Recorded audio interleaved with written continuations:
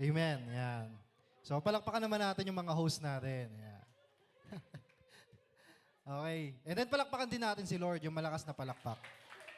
Amen. So, sino dito nag-enjoy sa ating praise and worship pa lang? Amen. So, ang saya, no, sa presensya ng Panginoon. Okay?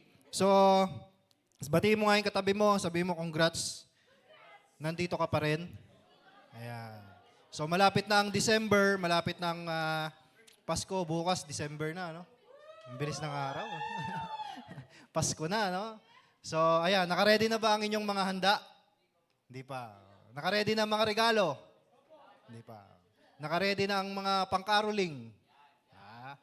Ayan. So, bukas ay December na, so this is the last day ng November.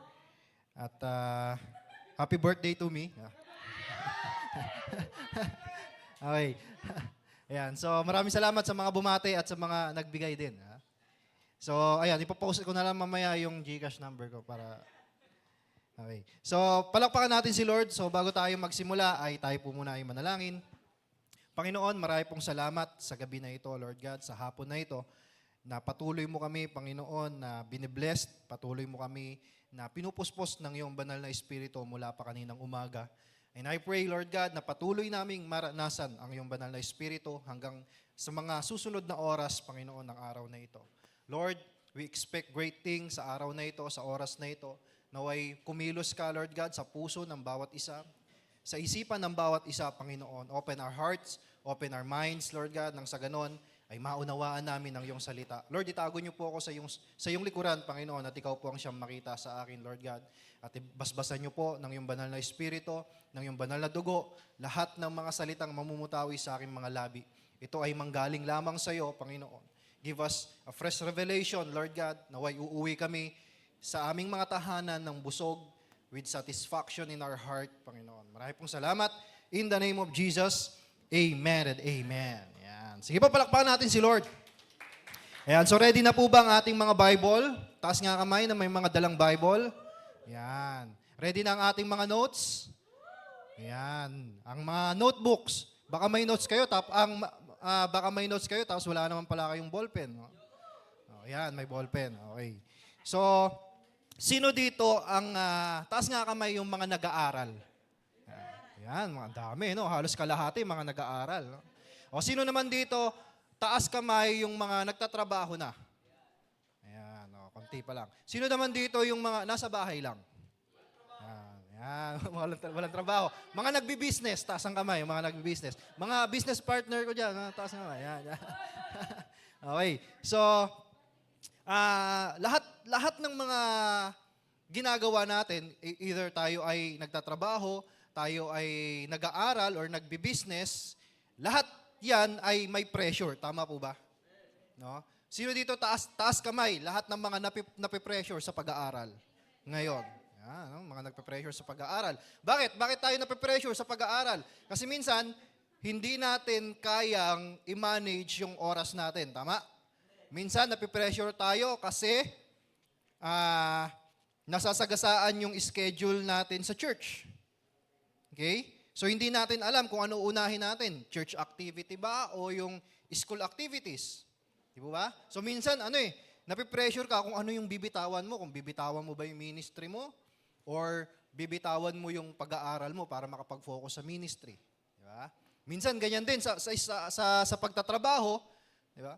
Lalo na kapag meron siyang malaking ginagampanan sa church, minsan nape-pressure siya, ano bang uunahin ko? Ministry ba o pagtatrabaho? Ano ba uunahin ko? Kailangan kong kumita ng pera. Kaso kailangan ko rin mag-minister. Kailangan ko rin maglingkod sa Panginoon. Di ba? Kailangan ko tutukan yung business ko and at the same time, kailangan ko rin tutukan yung ministry ko para lumago ko sa Panginoon. So minsan nakaka-pressure, ano ba yung uunahin natin? Amen? Pero alam niyo po ba na meron pang isang klase ng pressure na nagpapabigat lalong-lalo na sa mga kabataan.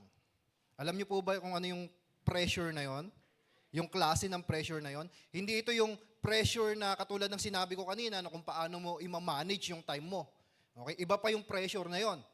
Now, itong pressure na ito, ibang klaseng pressure na ito na mas mabigat pa na nararanasan ng mga kabataan. At sa panahon natin ngayon, ang hirap po maging Kristiyanong kabataan. Tama po ba? Lalong-lalo na sa mga area na napupuntahan natin, ang hirap maging Kristiyanong kabataan. Sa school, ang hirap maging Kristiyano. Amen? Sa barkada, ang hirap maging Kristiyano. Bakit kaya? Sa social media, di ba? Ang hirap maging Kristiyano kasi kapag ka naging Kristiyano ka, naging born again ka, minsan ika-cancel ka, no? Ng mga taong nagfo-follow sa iyo. Meron nga isang vlogger na sikat na siyang vlogger na siya at nakilala siya sa kanyang kalokohan. At sabing ganon, may mga comment doon, sabing ganon, pag ito nagbago, automatic, unfollow. May mga ganong comment sa kanya. So kumbaga parang hindi normal sa mga tao ngayon kapag ikaw ay mabait, ikaw ay Christian, ikaw ay born again, parang kakaiba sa kanila, parang hindi siya pwedeng mag-blend in. Amen? So ang hirap maging Kristiyano sa community natin kung saan tayo nakatira, ang hirap maging Christian. Lalo na kapag mga unbeliever, mga hindi naman born again, mga kapitbahay natin, paano natin ipapakita sa kanila na tayo ay born again? Amen? Ang daming boses, ang daming pressure sa trabaho, sa community, sa school, sa social media. Amen? Pressure na sumunod, pressure na mag-blend in, okay? Pressure na huwag maging KJ. Amen? Pressure na huwag maging too much Christian. Naranasan nyo na po ba yan? Na sinabihan kayo ng barkada nyo na, uy, huwag ka naman masyadong born again, huwag ka naman masyadong Christian, ang corny mo naman. Di ba? Nakaka-pressure yun. Di po ba? So, ang tawag po dyan sa pressure na yan is peer pressure. Sabihin nga natin, peer pressure. Yan. Alam niyo po ba yung peer pressure? Yan. P-E-E-R. Hindi ko na ilagay sa slides natin. Peer pressure. Yan po ay madalas nararanasan ng mga kabataan. Okay? So, ano ibig sabihin ng peer pressure? A feeling that one must do the same thing as other people of one's age and social group in order to be liked or respected by them. Ibig sabihin, ito yung feeling kung saan kailangan mong gawin kung ano yung ginagawa din nila para nang sa ganon, ikaw ay magustuhan nila at marespeto ka nila. Okay? Ang tawag doon ay peer pressure. At nararanasan po yan ng mga Christian. So para magustuhan ka ng mga unbeliever, ng mga katropa mo, mga kabarkada mo, para magustuhan ka ng boss mo na hindi naman born again, kailangan mo ding gawin kung ano yung ginagawa nila. Amen? In order to be liked by them and respected by them. Nag-gets po ba natin? Amen? Yung tipong, ayaw mo namang mag-cutting sa school, pero sinasabihan ka ng mga tropa mo, mga kaibigan mo, tara na, hindi makukumpleto ang pagiging high school mo kapag hindi ka nag-cutting. Yan. Diba? So ngayon, dahil nga tropa mo sila, dahil kaibigan mo sila, dahil kabarkada mo sila, close kayo, so para makasabay ka sa kanila, dapat gawin mo din yun. Ang tawag doon, peer pressure. Sino ba dito nag-cutting na? Taas nga kamay. Yan. Honest ha? So hindi buo ang high school, di ba? Pagka hindi ka nag-cutting. So mag-cutting na kayo. Hindi, joke. Wag. Mali yun, mali. Amen? So parang ganun eh. Okay, ayaw mo naman uminom pero niyayaya ka ng mga kaibigan mo. One shot lang. Huwag kang masyadong baduy. Ang baduy mo naman. Masyado kang Christian, masyado ka naman born again. Isang shot lang naman, minsan lang naman to, pre. Yeah? Birthday ko naman eh. Minsan lang naman. November 30 ngayon, birthday ko ngayon. Shot tayo. So minsan may mga ganun eh, di ba? So para makasabay ka sa kanila, para hindi ka ma-out of place, no? Para hindi ka nila iwan, para tropa-tropa pa rin kayo, kailangan mong sumunod sa kanila, kailangan mong makiblend in. So bilang kabataang Kristiyano, ang tanong, paano ba tayo magiging matatag against peer pressure? No? And this is our theme. What does it mean to stand firm or to stand strong against peer pressure? So ano nga ba ibig sabihin yan? Na pagiging matatag, pagiging dedikado pagdating sa ating pananampalataya, pagdating sa ating belief, against peer pressure. Amen? Now, bilang isang young people, dapat alam mo kung anong purpose mo. Okay? Nasa school ka, nasa trabaho ka, nasa business ka, or kahit nasan ka man, dapat alam mo kung anong purpose mo. Bakit? Kasi kapag ka alam mo ang purpose mo, yun ang ipupursue mo. Kapag ka wala kang purpose, kung ano lang nakikita mo sa kapwa mo, kung ano lang nakikita mo sa barkada mo, yun na rin ang ipupursue mo. Tama? Kumbaga, wala kang pinangahawakang goal. Wala kang pinangahawakan na ito dapat ma-achieve ko to, ito dapat yung makuha ko, ito dapat yung ma-aim ko. Okay? So dahil nga, wala yon, kung ano lang nakikita mo sa kapwa mo, yun na rin ang aim mo, yun na rin ang purpose mo. Kaya nga, ang title natin ngayong gabi is Purpose Over Pressure. Everybody say, Purpose Over Pressure. Yan. So ang sagot dun sa tanong natin kanina, what does it mean to stand firm against peer pressure? Makikita po natin yan sa text natin. Buksan natin ang ating Bible sa Psalms chapter 1. Yan. So buong chapter 1 ang babasahin natin ngayon. From verse 1 hanggang verse 6. 6 na verse lang naman yan. Okay? Andiyan na po ba? Yan. Psalms chapter 1, umpisaan natin sa verse 1. Blessed is the man who does not walk in the counsel of the wicked, or stand in the way of sinners, or sit in the seat of mockers. Verse 2, but his delight is in the law of the Lord, and on his law he meditates day and night. He is like a tree planted by streams of water, which yields its fruit in season, and whose leaf does not wither. Whatever he does prospers. Verse 4, not so the wicked. They are like chaff that the wind blows away. Therefore the wicked will not stand in the judgment, nor sinners in the assembly of the righteous. For the Lord watches over the way of the righteous, but the way of the wicked will perish. Yan. Purihin po ang pagbasa ng salita ng Diyos. Minsan pa palakpakan natin si Lord. Yan. Sige po, yung malakas na palakpak. Okay. Yan. So, ito pong sabi ng mga Bible expert, ito pong binasa natin na Psalms chapter 1, ay sabing ganon ng mga Bible expert, ay hindi pa talaga tukoy kung sino ang nagsulat nito. No? Pero maraming mga nagsasabi ng mga expert na si David nga daw ang nagsulat. Kasi nga kamukha siya doon sa mga sulat ni David. Pero hindi pa siya 100% na-confirm na si David ang nagsulat. But anyway, makikita natin dito sa binasa natin na merong contrast. Pag sinabing contrast, kumbaga contrast sila sa isa't isa. No? So, nakita natin dito, nasabing ganon, merong wicked at merong righteous. Alright? At pinakita din dito na yung way ng wicked, ang pinaka-destination nun ay destruction. Okay? Pero ang way ng righteous, ang pinaka-destination nun ay blessing. Alright? So, it's teaching about the blessing of obedient believers and the disastrous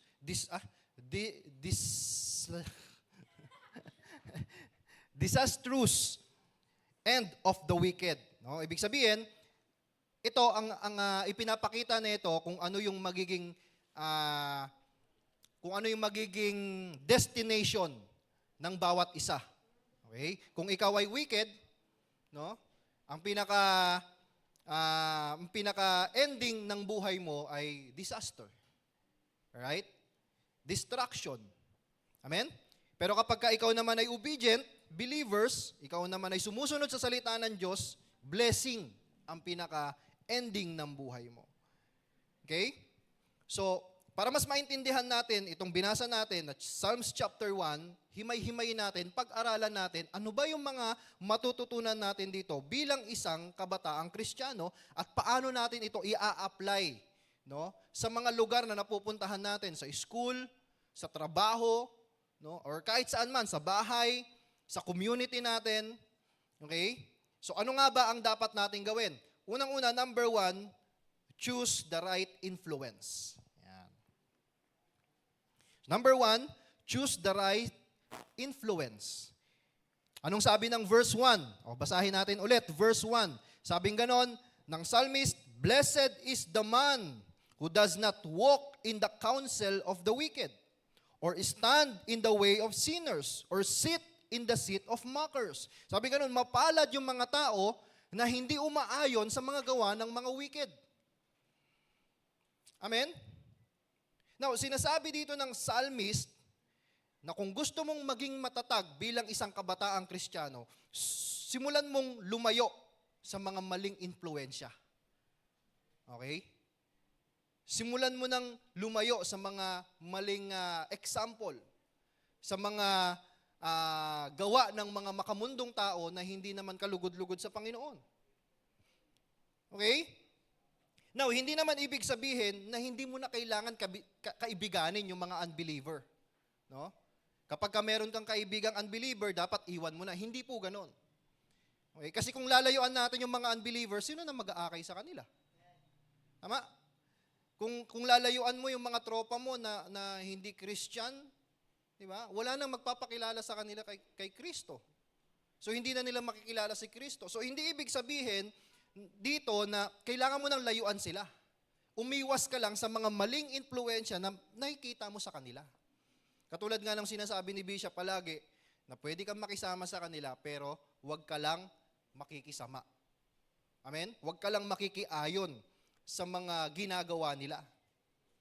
Amen? Makipagkaibigan ka pa rin sa mga unbelievers, pero huwag mong hayaan na sila na ang magdidikta, okay? Sila na ang magdidesisyon ng direction ng buhay mo.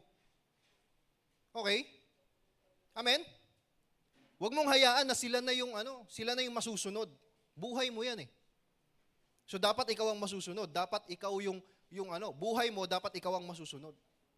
Okay? Hindi pwede na dahil kaibigan mo sila ang masusunod at kung anong gusto nila sa iyo, yun ang gagawin mo. Uy, pre, ano ka naman? Ito naman suotin mo, may bungo. No? O kaya ito naman ang gawin mo, inom tayo. Yosi ka naman, sabayan mo kami. Sugal tayo, pre. Kapag hindi mo sila sinabayan, ekis ka sa kanila. No? So wag mong hayaan na sila na ang magdidesisyon. Kasi minsan ganyan eh. Di po ba? Minsan mga tropa na natin ang nasusunod sa buhay natin eh. Di po ba? Ito ang dapat mong suotin, ito ang dapat mong gawin, ito ang dapat mong kainin, ito ang dapat mong puntahan, ito ang dapat mong salihan, at kapag hindi mo ginawa, okay, ekis ka. No? Kung saan sila lumalakad, doon ka rin lalakad. Kung saan sila tumatayo, doon ka rin tatayo. Kung saan sila umuupo, doon ka rin uupo. Now, alam niyo po ba, ang influence ay hindi po yan agad-agad nagiging effective. Alright? Bakit? Kasi ang influence po ay meron itong progression. Ibig sabihin, merong mga level ang influence. No? Hindi siya kagad na effective na pag meron kang nakitang mali sa kanya, mahahawaan ka kagad. Hindi po. No? Dumikit ka lang sa mga unbeliever, ay mahahawaan ka kagad ng mga ginagawa nila. Hindi ganon. No? Meron siyang progression at makikita natin yung progression na yon dito mismo sa verse 1 na binasa natin kanina. Okay? Anong sabi dito? Blessed is the man who does not walk. Okay? Who does not walk in the counsel of the wicked. Yan yung unang level ng influence. Okay? Yung tipong nung una lumalakad ka pa lang, dinadaanan mo pa lang, you are passing by. Amen? Kapag may nagiinuman diyan, dinadaanan mo lang, di ba? Binabati mo lang sila, "Oy pre, magandang gabi." "Uy, shot ka pre." Hindi. Hindi ako umiinom.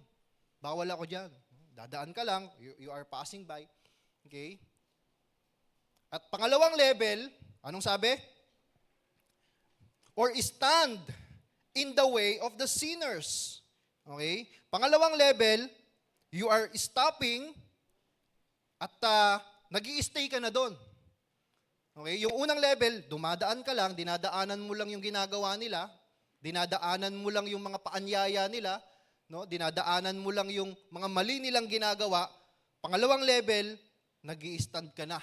Okay? Tumatayo ka na at nag-i-stay ka na sa kung ano yung nakikita mo sa kanila. pinapanood mo na sila ngayon. Di ba? Ano kayang ginagawa? Parang ino-observe mo na. Ano kayang ginagawa? Ganyan pala yun. Ganyan pala manigarilyo.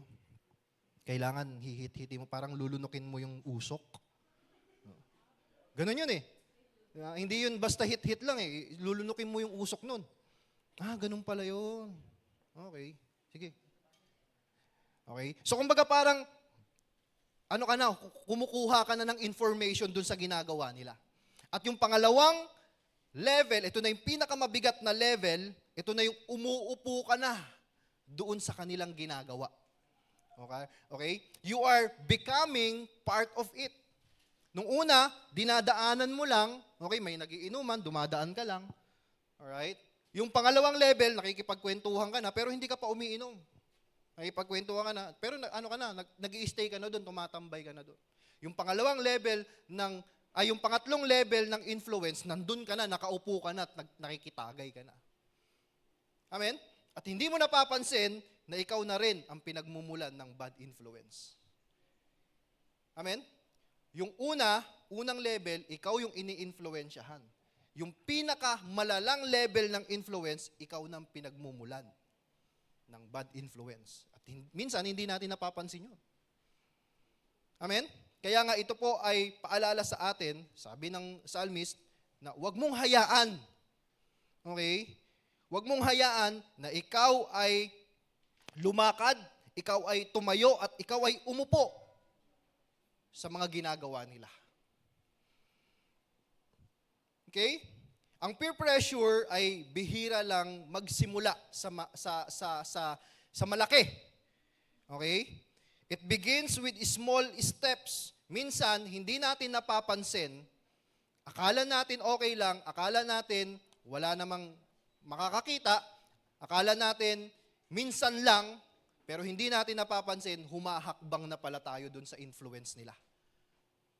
Amen? Nagtitake na pala tayo ng isang step doon sa influence na ginagawa nila. Alright? Akala natin okay lang eh. Hindi, sasama lang ako, hindi naman ako makikisama eh. Sasama lang naman ako, hindi naman ako sasali sa kanila. Pero hindi mo alam. Di ba? Ano ka na, humahakbang ka na pala, pa isa-isa. Di mo ba? Amen? Sama ka lang. Don't be so dramatic. Huwag ka masyadong corny. Ikaw naman, minsan lang to, wala ka naman sa church, huwag ka masyadong, ma-Bible, huwag ka masyadong, ma-Jesus. No? Amen? Minsan, makakarinig tayo ng ganyan eh. Di ba? Uy, pre, ano ka ba? Nasa bahay tayo, wala tayo sa church. Huwag ka masyadong, ma-Bible. No? Minsan may mga ganyan. No? Huwag ka masyadong magpaka-Christian. Ang corny, ang baduy. Hindi bagay sa atin. Ganda ng forma natin. Lalaking-lalaki tayo. Tapos, ikaw naman, masyado kang Christian. Amen? So, hindi mo namamalayan na yung dating sinasabihan mo ng no ay nagiging komportable ka na dun. Amen? Hindi mo alam, hindi mo napapansin. No? Nagiging masaya ka na pala. Dati, kinamumuhian mo yung sigarilyo. Dati, kinamumuhian mo yung alak. No? Dati, kinamumuhian mo yung sugal. Hindi ka naman marunong sa sugal. Inaayawan mo yan. Pero hindi mo napapansin, nag-i-enjoy ka na pala. Kapag pag nakakita ka ng alak, di po ba? Pag nakakita ka ng mga ginagawa nila. No? Dati, ayaw mo ng chismisan. No? Ayaw mo ng, may pinag-uusapang tao. Pero kapag ka, hindi mo napapansin, nag-i-enjoy ka na pala doon. No? Napapasali ka na pala, napapatanong ka na, sino yun? Sino yan? Amen? Bakit daw? Ano nangyari? Amen? So, hindi mo napapansin, napapasali ka na pala, napapahakbang ka na pala. Okay? Amin po ba? So, piliin natin, no? Choose the right influence. Hanapin natin yung tamang barkada, no? Tamang kaibigan na magdadala sa atin sa presensya ng Panginoon. Okay? Huwag natin masyadong ibabad yung sarili natin sa mga barkada na alam natin makaka-influensya sa atin. Sinasabi ko nga kanina, hindi masamang sumama sa kanila. Hindi masamang kaibiganin sila. Pero kapag sumosobra na at alam mong nai-influensyahan ka na, i-distance mo na yung sarili mo. Ilayo mo na yung sarili mo. Amen? Kasi bakit? Kasi kung lahat ng barkada mo, puro kalokohan ang ginagawa, eventually, magiging normal na sa iyo ang kalokohan. Amen? Kung puro compromise ang nakikita mo, madali ka na lang makumbinsi ng okay lang. Okay lang yan. Okay, sige. Di ba? Kung puro gossip ang environment mo, magiging habit mo na rin yan.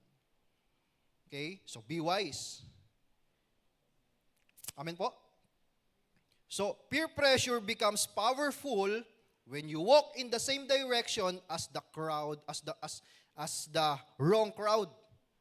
Okay? Kung ano yung ginagawa ng mga maling tao, kung ano ang ginagawa ng mga maling kaibigan, okay? Yun na rin ang magiging makakasanayan mo. So kung sino ang sinusundan mo, siya ang magiging kahawig mo. Okay?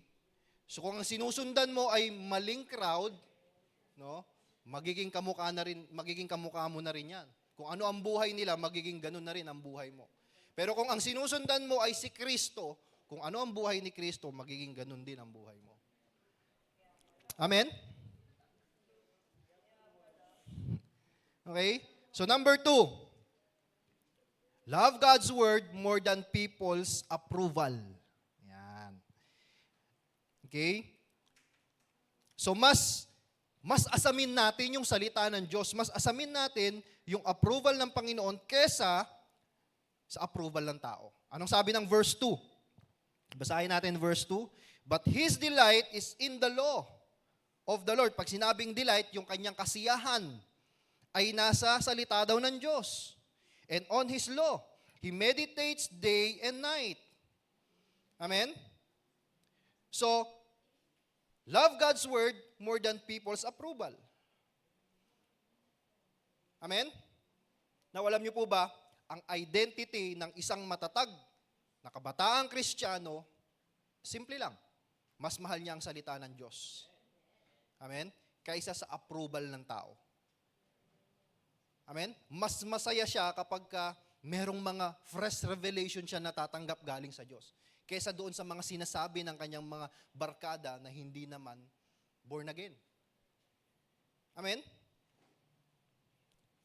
Now, alam niyo po ba, kung bakit tayo nakakaranas ng pressure, no, sa mga kaibigan natin, no, sa mga tropa natin, sa mundo, kasi nga, we want acceptance. Okay? Gusto natin na tayo ay matanggap, kaya tayo ay napipressure. No? Minsan gusto natin, iniisip natin, matatanggap kaya nila ako kapag ito ginawa ko. No? Okay? Now actually, hindi naman siya masama. Yung pagkakaroon ng desire na ikaw ay matanggap ng mga kaibigan mo, hindi yun masama. Kasi part na yun ng pagiging tao natin eh. Di ba? Sino ba dito gusto ng rejection? Taas nga kamay. Yung ma-reject siya, lagi siya nare-reject. Sino dito natutuwa? Lagi siya nare-reject. Wala naman eh. Di ba? Kasi nga tayo, gusto natin ng acceptance. Gusto natin na tayo ay matanggap ng mga tao nasa paligid natin. Di ba? Kapag tayo ay nag-a-apply, gusto natin matanggap tayo ng ina-applyan natin. Okay? Kapag tayo ay may nililigawan, gusto natin matanggap tayo ng nililigawan natin. Amen? Gusto natin matanggap tayo ng magulang ng nililigawan natin. Di ba? Gusto natin ng acceptance. Walang mali doon. But the question is, who do you want to be accepted by? Sino ba ang gusto mong tumanggap sa'yo? Crowd or Christ? Amen? Sino ba ang gusto mong tumanggap sa'yo? Mga tao sa paligid mo o matanggap ka ni Kristo? Amen? Pwede naman yun eh. Matanggap ka nga ng mga tao sa paligid mo, matanggap ka ng buong mundo, pero hindi ka naman matatanggap ni Kristo. Or pwede rin naman na matanggap ka ni Kristo, pero hindi ka matatanggap ng mga taong nasa paligid mo because of Christ. Ano mas better? Ano mas maganda? Ano mas pipiliin mo? Matanggap ng crowd, matanggap ng tao, matanggap ng mundo, o matanggap ni Kristo? Mas masarap matanggap ni Kristo. Amen? Kahit hindi ako tanggap ng mga kaibigan ko, okay lang. Basta tanggap ako ni Kristo. Di po ba? Okay lang kahit hindi ako matanggap ng nililigawan ko na hindi naman born again. Okay lang, basta tanggap ako ni Kristo. Amen? Okay? So minsan ang pressure, wala naman talaga sa paligid. Minsan ang pressure, nasa sa atin na. Nasa sa loob na natin.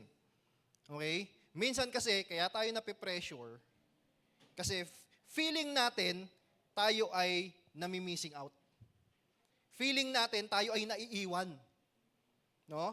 Kung bakit tayo nape-pressure, kasi feeling natin, tayo ay nadja-judge sa ginagawa natin. Kaya tayo nape-pressure kasi feeling natin, tayo ay, mag-isa na lang. Baka mag-isa na lang ako, baka wala na akong kaibigan. Baka wala na akong maging tropa. Amen? So, hindi naman talaga sa paligid natin minsan makikita ang pressure, kundi mismo sa atin, sa puso natin. Nandun yung takot, baka maiwan tayo. Nandun yung takot, baka ma-judge tayo. No? Nandun yung takot, baka sabihan tayo ng buang again. No? Ayaw natin ma-persecute, ayaw natin na mapang-iwanan. Alright? So sometimes, you are not pressured by friends. You are pressured by your own insecurity. Amen? Baka naman kasi insecure ka lang sa sarili mo. Kaya ka napipressure. Amen? And that's why, dahil nga sa ating sariling insecurity, gusto nating sumabay sa kanila para wala silang masabi sa atin. Okay? Now, ito pong verse na ito na binasa natin, okay? Ito po ay nagpapaalala sa atin na kailangan natin pumili sa salita ng Diyos o salita ng mundo. No? Ano ba talaga ang gusto natin? Ano ba talaga ang gusto natin mangyari sa buhay natin? Ano ba talaga purpose natin? Now, alam niyo po ba, the true blessed person is the one who says, I won't go with the flow. Ang tunay na pinagpalang tao ay yung tao, yung kabataan, na sinasabi niya na kahit na anong mangyari, hindi ako sasabay sa kanila.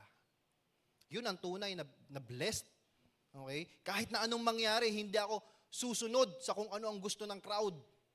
Kahit na anong mangyari, hindi ko ipagpapalit yung aking calling para lang makasabay ako sa kanila. Maging fit sa kanila. Yun ang tunay na blessed. Amen? Now, alam niyo po ba, you can follow Christ and follow the crowd at the same time. Hindi mo pwedeng sabihin na okay lang, susunod ako kay Kristo, and at the same time, susundin ko kung ano yung mga gusto ng mga kaibigan ko. Wala naman nakakaalam. Alright? So kung weak ang word sa puso natin, mas magiging strong ang mundo. No? Kapag wala tayong salita ng Diyos, wala tayong, kumbaga hindi tayo puspos, no? Hindi tayo busog ng salita ng Diyos, merong ibang magbubusog sa atin, merong ibang magsasatisfied sa atin. Amen? Kung bakit nagiging masaya ka na sa mundo, kasi hindi ka na masaya sa salita ng Diyos. Amen? Kung bakit nagiging masaya ka na sa kaibigan mo na hindi naman born again, okay? Kasi hindi ka nagiging active sa presensya ng Panginoon. Alright? Kaya nga sabi ng verse 2, amen? Yung kanyang kasiyahan, mapalad yung mga tao na yung kanyang kasiyahan ay nakikita niya sa salita ng Diyos. Di po ba? Amen? So, saan ka ba talaga masaya?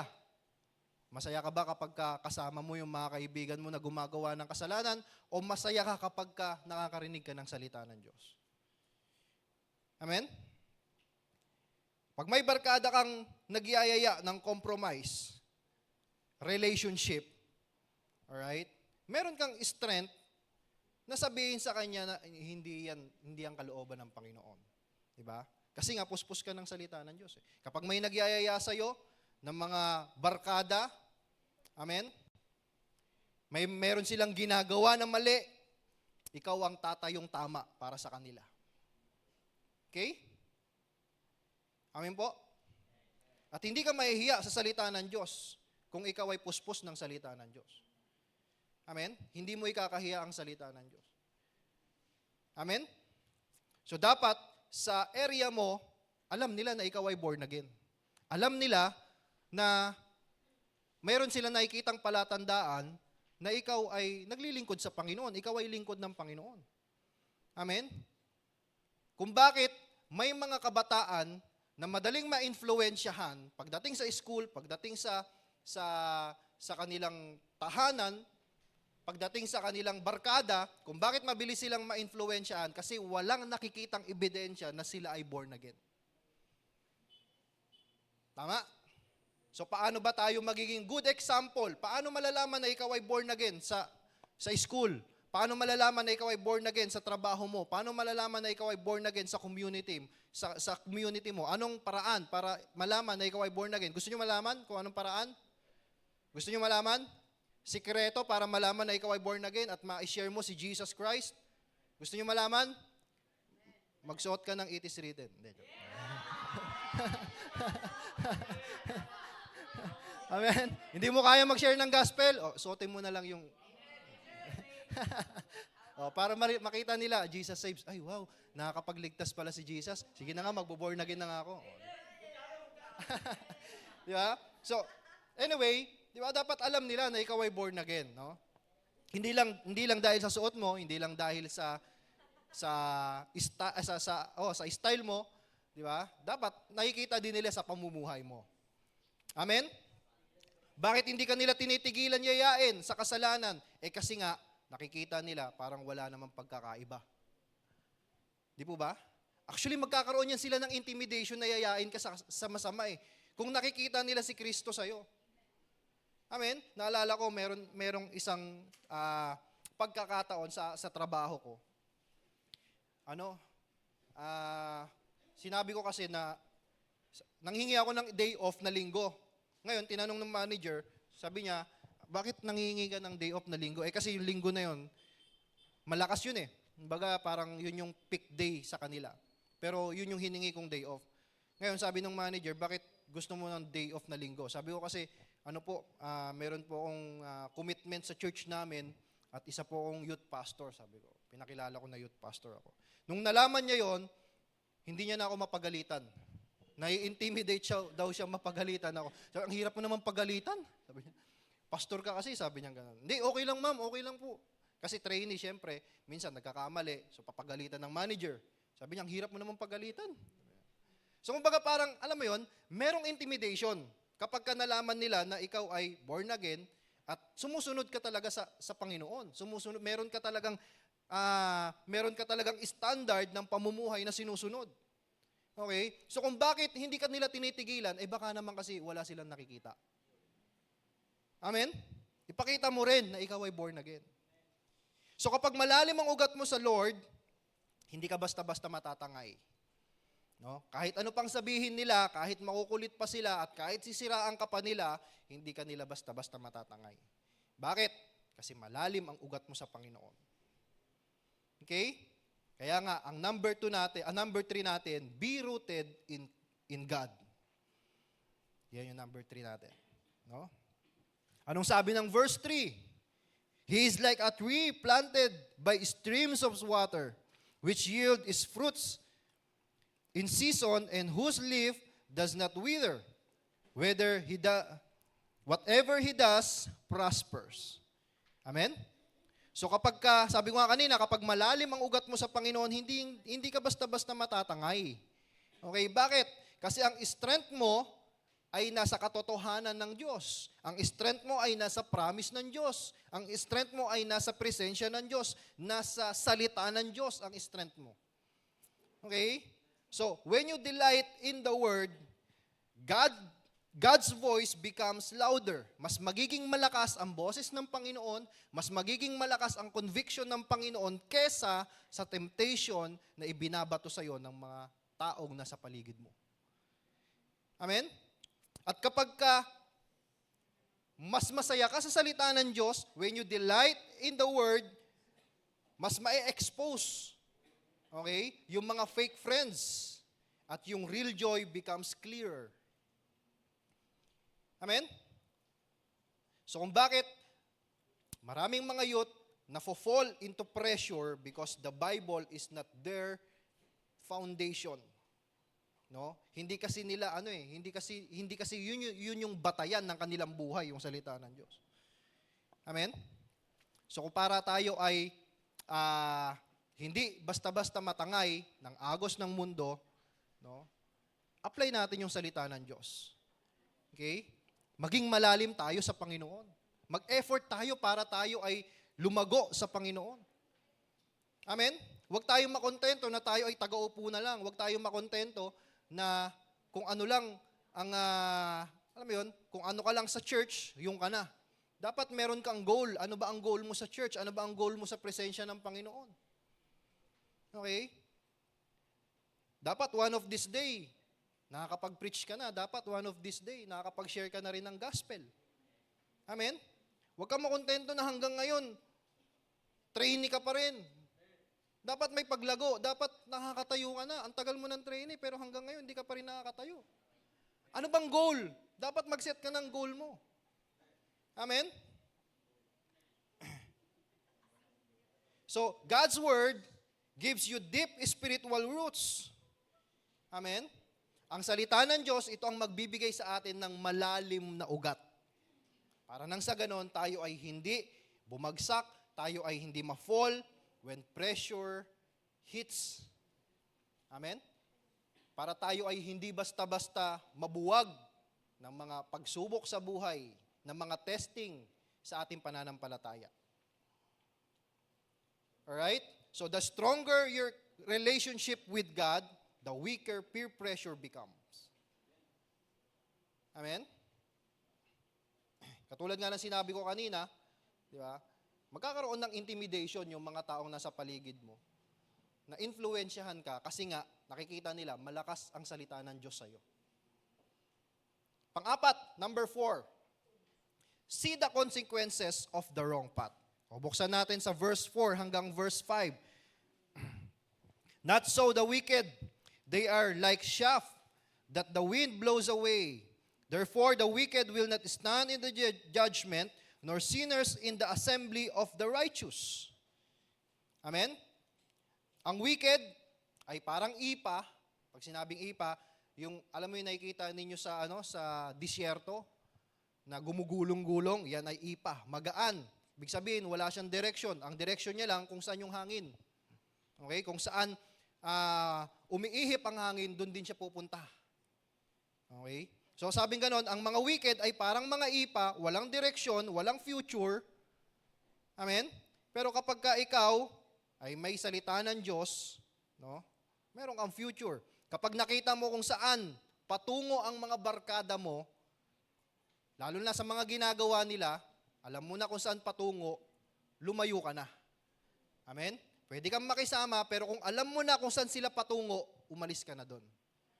Alright? Yung immorality, minsan masarap sa una, pero masakit sa dulo. Di ba? Mag-e-enjoy ka muna sa una. Di ba? Masarap ang immorality sa una. Pero kapag na-expose, okay, masakit na siya sa dulo. Kapag ka naranasan mo na yung kapalit, yung kabayaran dun sa ginagawa mo, masakit sa dulo. Yung bisyo, nakakatuwa sa umpisa eh. Amen? Nakakasabay ka sa kanila, nakakainom ka sa kanila. Di po ba? Pag may usok na lumalabas sa bibig mo, parang ang astig.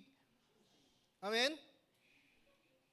Yung bisyo ang sarap, nakakatuwa sa umpisa. Pero kapag ka dating sa hulihan, no? Doon ka nasisingilin ng mga bisyo mo. Di ba? So parang ang saya sa una, pero pagdating sa huli, nakakagapos. Amen?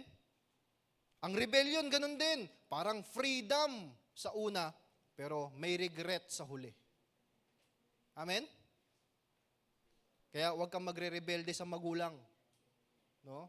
Kasi minsan ang mga kabataan, kapag pinagalitan lang, anong ginagawa nila? Naglalayas. Di po ba? Matutulog sa kalsada, matutulog sa kaibigan. Sa una masaya eh, kasi parang nakalaya ka. Di ba? Wala na mag-uutos sa'yo na magulang kasi wala ka na sa poder nila, lumayas ka na. Pero bandang huli, magsisisi ka rin. Bakit? Kasi wala na nagpapakain sa'yo. Wala na nagpaplansya ng damit mo. Wala na naglalaban ng damit mo. Wala na nag-aasikaso sa'yo pag papasok ka. Bakit? Kasi wala ka ng magulang eh. Kaya nga tignan mo yung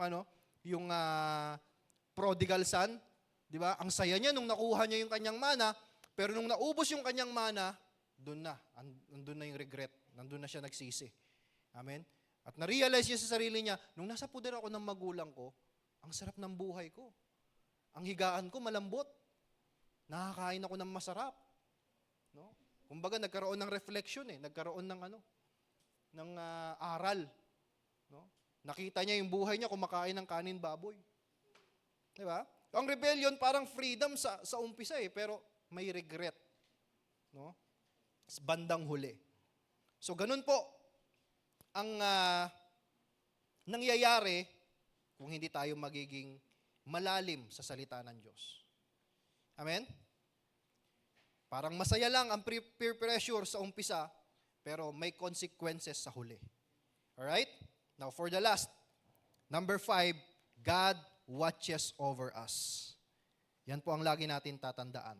Ito ang dahilan kung bakit kaya mong tumayo, kaya mong maging matatag, kahit na maraming pressure na ibinabato sa iyo ng mga kaibigan mo, ng mga tropa mo, kasi nga, alam mo na ikaw ay kakampihan ng Panginoon. When you stand for God, ikaw po ay palalakasin ng Panginoon. Okay? He protects you, He rewards you, He goes with you. Amen? So kapag nag-no ka sa kasalanan, hindi yun kawalan ng opportunity. Actually, yun po ay investment para sa paglago mo. Amen? Yung nag-no ka sa paanyaya nila, hindi po yun kawalan. Yun po ay investment. Yun po ay pagpapayaman lang sa sarili mong spiritual na buhay. Amen? So sagutin natin yung tanong natin kanina. Ano ba yung tanong natin kanina? Yung team natin yan. What does it mean to stand strong against peer pressure? And this is our big idea. Standing strong against peer pressure means refusing to follow the crowd and choosing to follow Christ. Amen? So, pleasing Christ is our purpose. Amen? Ang pinaka-purpose natin sa school, ang pinaka-purpose natin sa trabaho, ang pinaka-purpose natin sa business, sa ating community, saan man tayo naroroon, ang pinaka-purpose natin is to please Christ, not the crowd. Amen? Hindi po natin purpose ang i-please sila. Para tayo ay matanggap nila, para tayo ay palakpakan nila, no? Para tayo ay ibigin nila, para tayo ay kaibiganin nila, hindi po yun ang purpose natin. Hindi yun ang goal natin. Ang goal natin ay hindi para dumami ang kaibigan natin. Amen? Ang goal natin ay hindi para makilala sa ating community. Makilala sa buong mundo. Hindi po yun ang goal natin. Ang goal po natin ay ma-please, maparangalan ang Panginoong Hesukristo. Saan man tayo naroroon. So para siya ay maparangalan, mas mabuting piliin mo si Kristo kaysa sa crowd. Amen? Choose Christ over crowd. Amen? So maaari na ang peer pressure ay malakas, maingay, but God's voice is stronger. God's presence is deeper. God's plan for you is greater. Yan po ang lagi natin tatandaan. Amen? So ang tanong, anong mas pipiliin mo? No? Kung ikaw tatanungin, ano mas pipiliin mo? Mas pipiliin mo ba ang crowd? Para mas dumami ang kakilala mo? Para mas dumami ang followers mo? Para mas dumami ang subscribers mo? Mas dumami ang viewers mo? O mas pipiliin mo si Kristo? Kahit na walang tumanggap sa'yo. Kung ikaw tatanungin, will you follow pressure or will you follow purpose? Amen? Mas ipupursu mo ba yung purpose mo na parangalan si Kristo o mas ipupursu mo yung applause ng mga tao sa paligid mo? Okay? Kung ikaw tatanungin, will you blend in or will you stand strong? Magiging matatag ka ba sa pananampalataya mo? Magiging matatag ka ba sa belief mo? O mas pipiliin mong talikdan yung faith mo para lang makasabay sa kanila? Amen? Now, tayo po ngayon ay tinatawag ng Panginoon to stand firm sa ating faith. Okay? Maging matatag ka sa pananampalataya mo. Ano man ang sabihin ng tao sa'yo, okay, tayuan mo ang pananampalataya mo. Kahit ikaw na lang ang born again sa school mo, tayuan mo yung faith mo. Kahit ikaw lang ang born again sa trabaho mo, tayuan mo yung faith mo. Kahit ikaw lang ang born again sa family, tayuan mo yung faith mo. Sa community, kung saan ka nakatira, ikaw lang ang born again at lahat sila ay iba ang paniniwala, tayuan mo yung pananampalataya mo. Amen. At ipakita mo na ikaw ay naglilingkod sa Panginoon. Ipakita mo na ikaw ay rooted sa Panginoon. Amen? At ipakita natin sa buong mundo that Jesus is worth standing for. Amen? Pakita natin sa buong mundo na si Jesus ay sapat na. Sapat para ipagtanggol. Si Jesus ay sapat para ipagmalaki, ipagsigawan. Amen? Amen po ba? So wag natin hahayaan na tayo ay ma-influensyahan ng mundo. Kundi tayo dapat na mga Kristiyanong kabataan ang maka-influence sa mundo. Kung anong buhay mo kay Kristo, kung anong ginagawa mo kay Kristo, yun dapat ang maipasa mo sa kanila. Tayo pong manalangin. Panginoon, marami pong salamat, Lord God, sa paalala sa amin, Panginoon. Na bilang mga kabataan, napakaraming pressure sa buhay namin, Panginoon. Ang daming pressure sa pinupuntahan namin sa school, sa aming community, sa bahay, Lord God. Napipressure kami, Panginoon, lalong-lalo na sa aming faith. But Lord, maraming salamat dahil na-remind kami, Panginoon, na kailangan naming maging matatag sa aming pananampalataya. Maging matatag, Panginoon, sa aming natanggap mula sa iyo, Lord God. Sa aming mga naranasan, sa aming encounter, Panginoon. Lord, tulungan niyo po kami, Panginoon, na maging good example sa mga taong nakapaligid sa amin. Sa circle of friends namin, Panginoon, maging good example kami. At maipasok namin, Panginoon, ang iyong salita, maipasok ka namin, Panginoon, sa aming mga barkada, sa aming mga tropa, Lord God. Ma-share ka namin, Panginoon, sa lahat ng mga tao nakapaligid sa amin. Sa mga kamag-anak namin, Panginoon, sa bahay, ma-share ka namin, Lord God. Tulungan niyo po kami. At use us, Lord God, as your instrument. Gamitin mo kami, Panginoon, upang mas mapalawak pa ang iyong kingdom, mapalawak pa, Panginoon, ang iyong salita, ma-share namin, Panginoon, sa marami pang mga kabataan, Lord God, na nangangailangan ng iyong salita. Panginoon, marami pong salamat. At nawa, Lord God, ano man ang mga natanggap namin ngayon, ano man ang mga narinig namin ngayon, Lord God, hindi ito manakaw ng kaaway. Ma-apply namin ito sa araw-araw namin buhay, Panginoon. Thank you, Lord God. At wala kaming ibang tinataas kundi ikaw lamang. Thank you, Jesus. In Jesus' name, amen and amen. Sige po, palakpakan natin si Lord.